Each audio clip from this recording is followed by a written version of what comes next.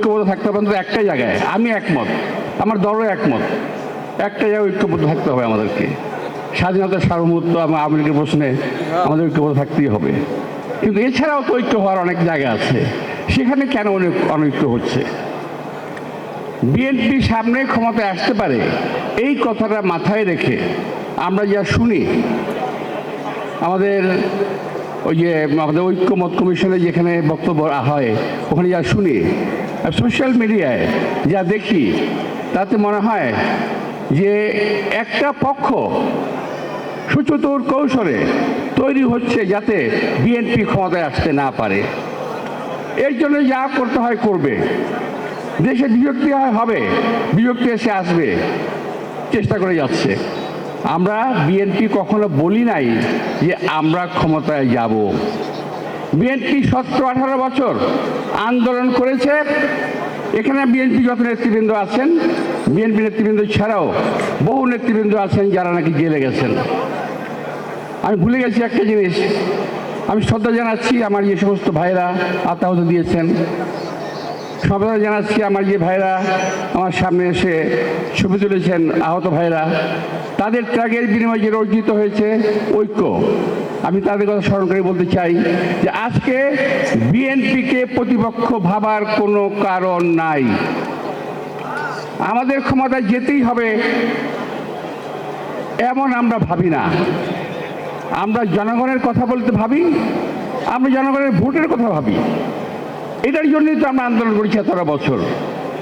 সুতরাং বিএনপিকে প্রতিপক্ষ ভেবে জাতির ভিতরে কোন রকম অনৈক্য সৃষ্টি করা যাবে না। মাঝে মাঝে দেখি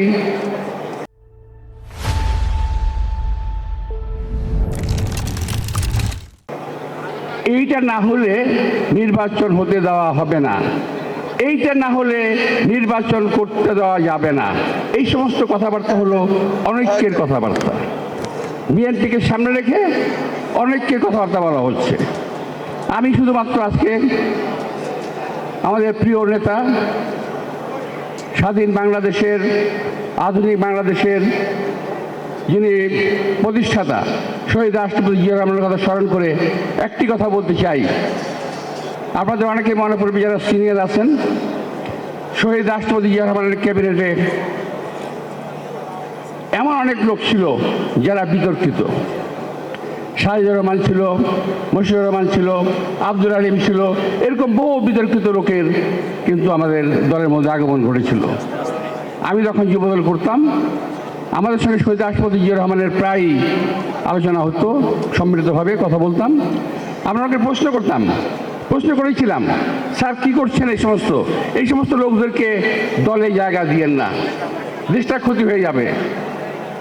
উনি ওনার উত্তরে বক্তব্যে বলেছিলেন, আমার সামনে রেজওয়ান আহমদ আছেন, ওর মনে আছে কিনা আমি জানি না, ওই সময় সে যুবদল করতো। তো উনি বলেছিলেন, দেখো এটা তোমরা বুঝতে পারছো না, জাতিকে বিভক্ত রেখে দেশের কোনো উন্নয়ন মঙ্গল করা যাবে না।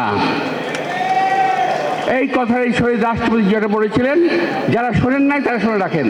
উনি বলেছিলেন জাতিকে বিভক্ত রেখে কখনো দেশের উন্নয়ন করা যাবে না।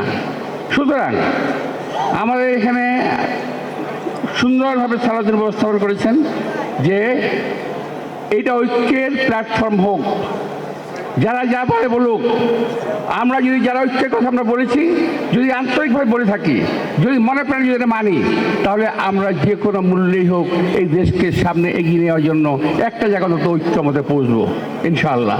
আপনাদের সবাইকে আন্তরিক শুভেচ্ছা ধন্যবাদ জানিয়ে বক্তব্য শেষ করছি। আল্লাহ হাফেজ। আসসালামু আলাইকুম।